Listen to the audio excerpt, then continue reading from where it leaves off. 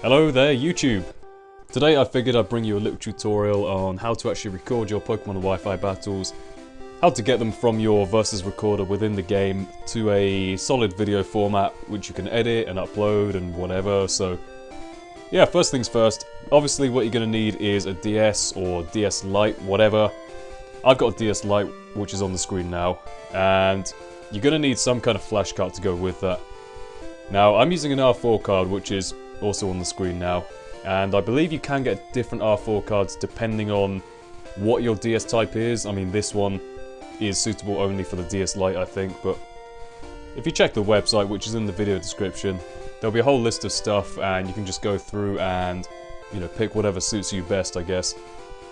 So once you got these, the way it works is the R4 card is just a kind of standard cartridge which plugs into the DS, and you plug in a micro SD card into the R4 card. So you also do need a micro SD card. I assume most of these actually come with one, but they're not too expensive if not. So what you do is, this R4 card, what it pretty much does is, I don't exactly know how it works, but I believe it just kind of overrides the DS system software. So you pretty much put it in, start up the DS, and instead of going to the standard DS startup menu, it goes to kind of a file browser type thing on the flash card, and what you do is scroll down to your game, open it up, and it should just run as normal. Now the way you actually get games onto this is via the micro SD card.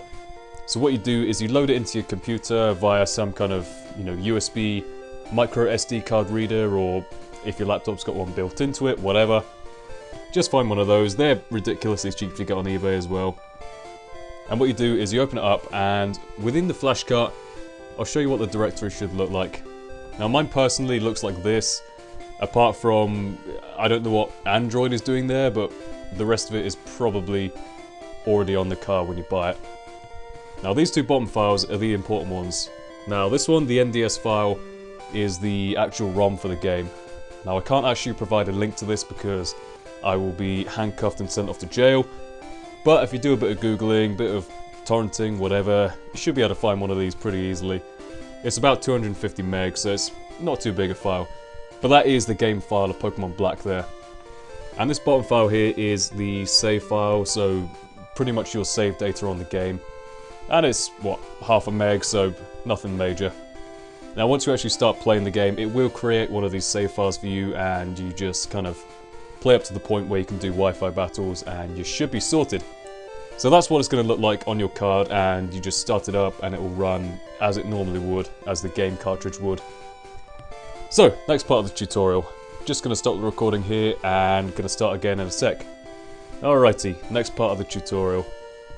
Now what you want to do is, if you want to actually create your team, I use a program called PokeTemp, or PokeSav, or whatever you want to call it. So I've just opened up that .sav file which was in the SD card I showed you earlier. Now this is what the interface looks like, and I will put a link to this program in the description if you want to check it out. Now the majority of people you see online will use this kind of program, which is essentially hacking Pokemon into the game, as in sort of generating them into your PC boxes, and when you actually load up the game you go ahead and just take out the Pokemon, do whatever. So I figured I'd show you my little save file here. Let's just open up one of these to show you. Let's show you the Don. Very proud of the set. So it's a Golduck with an expert belt, and the EV's there, the IV's there, all the moves. Half of this stuff I have no idea what it does, like Fateful Encounter and all this stuff, I guess is contest stuff. Most of the stuff you don't really need to worry about. I mean, it does look like a pretty confusing interface when you first see it, but when you get the hang of it, it's pretty damn good, and essentially all you're doing is filling in all the information, your Pokemon, item, whatever, and it turns up in the boxes when you actually, you know, I'll show you the boxes now just to show you what I mean. So if I look in here, this is my RU box. See if you can guess what these Pokemon are. Really need to use that team actually. So you just edit a Pokemon, go in and, I don't know, Altaria with Amulet Air Balloon, yeah, why not? Call it that. And OT is me. Give it a dive ball. Let's give it acupressure, absorb, autotomize, and attack order. Okay, so there's our Altaria. Now, if you copy across this save file back to your SD card, when you load it up again, you'll find that Pokemon in your PC and you take it out and battle, whatever. So that's how I get all my Pokemon to level 100. They are all hacked into the game. I feel no shame in saying so. A lot of people do like to kind of maintain the, the standard of actually training up your Pokemon by hand. EV training, breeding, all that stuff. And I have a lot of respect for people who do that. But I don't have the time, to be honest, and I change my team pretty much every time I play, so for me it would be impractical, but you do whatever you like. I'm just saying how I do it. So that's how you generate your team. Now the next part is, once you've actually got your team ready and you've recorded a battle, saved it to the versus recorder within the game, the next step is transferring that gameplay from there back to your computer and actually recording it to a video file. So now I'll move on to the next part of the tutorial, which is the emulator. Alright, so the next thing you're going to need is an emulator to actually play back your save file with the ROM and actually, open up that particular video on your computer. So I'm going to be using No Cache GBA. There are others like Desmume or whatever, but like I said, I'm just going through the ones I use, and I'll put a link to this one in the description. This one just kind of works out best for me. I mean, you might want to try different ones to see whatever works best, but really it doesn't matter which one you use as long as it does the job. Now this is what the directory is going to look like. You got your NDS file here, the ROM, which is the same as the one on your SD card, the EXE for the emulator there, and battery is where you're going to want to put your save file. Now obviously every time you have a battle and you want to save it, you copy across your save file from the SD card into this directory here. And that's where your emulator is going to open it up from, and obviously you can view the video again. Now if I open it up now, No Cache GBA, and open up the ROM. Now half the time you will be presented with a error-ish kind of screen, which I'll show you now. Yeah, there we go. Now I don't know why it does this in particular. I think it's some kind of problem with incompatibilities between the ROM and the emulator, but to fix this, I just went on Google and searched up a load of cheats. I'll put all these cheats in the video description. You pretty much just go into the emulator's options, enter in these cheats, and by the way, these bottom two are pretty much completely optional.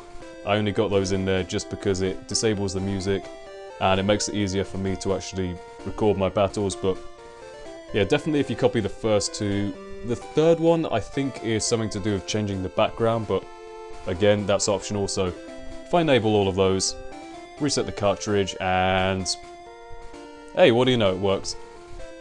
So pretty much you just play it as you normally would, go into the versus recorder, and there you go. So, next part of the tutorial. Once you've got your emulator open, you want to record the screen. So now I'll go into the screen cap program. Now, for actually recording your video from the emulator, what you're going to need is some kind of screen capturing software. Now I'm using Camtasia Recorder here, which is a part of Camtasia Studio 7. I think it's pretty good, and I honestly don't remember where I got it from, but I'll leave a link to their website in the video description. But pretty much any screen cap software you want. I mean, there's loads of free ones, there's loads of expensive but probably better ones, but again, completely up to you. Now what you want to do is, once you've recorded your video from the emulator itself, you end up with a raw file like this. Now this is a battle I had against Arsena a couple of days ago, and I'm just going to show you a little bit of processing on this just to show you how it works. So I'm going to load up Sony Vegas Pro, give me a sec. So this is the interface of Sony Vegas Pro, and it is a pretty expensive piece of software, which is why I'm glad I didn't buy it. But if you're looking for different pieces of software which are free, I guess, Windows Movie Maker or the Mac equivalent, whatever, there's not really too much editing you actually do to these files, to be honest, to make them look good, but I'll show you what I mean now. So if I drag and drop this into Sony Vegas. Now I'm going to be careful where I speak in this part of the tutorial, just because my laptop is not very friendly in terms of when you can speak and when you can't, because it definitely burns out its CPU pretty quick, and if you try and do too many intensive activities at once, it will give you a horrible audio file. So let me just show you what I mean. So that is the raw file here in the preview window. That's what it pretty much looks like, directly screen capping from the emulator. Now if I go into here, event pan and crop. Now if I just kind of drag roughly around where I want it. So that looks pretty good, but let's do a better job of it. I'm going to use the template which I saved earlier.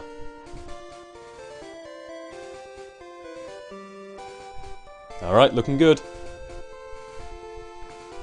So if I now find a better point in the video.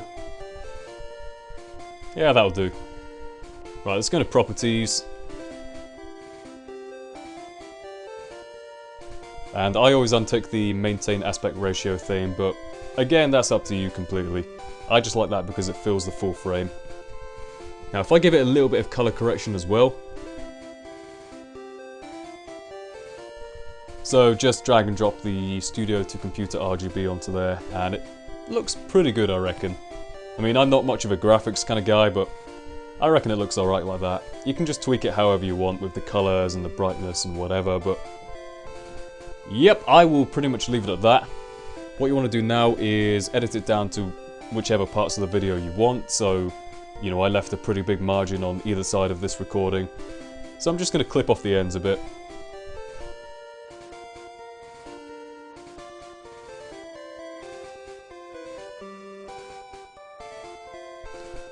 Alright, not bad, not bad.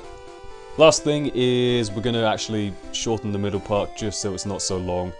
I normally kind of pick two endpoints and kind of clip, well not clip, but compress that middle bit down to around about 130% speed maybe.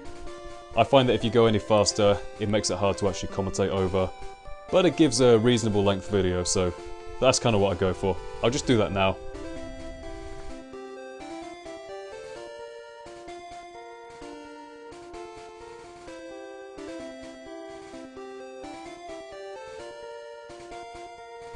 Yep, looking good. That's around about 10 minutes and that should be a pretty good file to commentate there. So apart from that, everything else is pretty much optional. I mean, you add your commentary in there, and for my particular case there, I disabled the music within the game so it wouldn't kind of mess up when I compress the middle bit there, but you can add in your own music afterwards or whatever, but pretty much that's it, and you go to File, Render As, and Bob's your uncle. You got yourself a video. So, hope you guys found this tutorial useful, and if you did, don't forget to leave a like rating, and hopefully we'll be seeing a lot more commentators entering the YouTube scene after seeing this. So with that being said, I'll be off. See you guys later.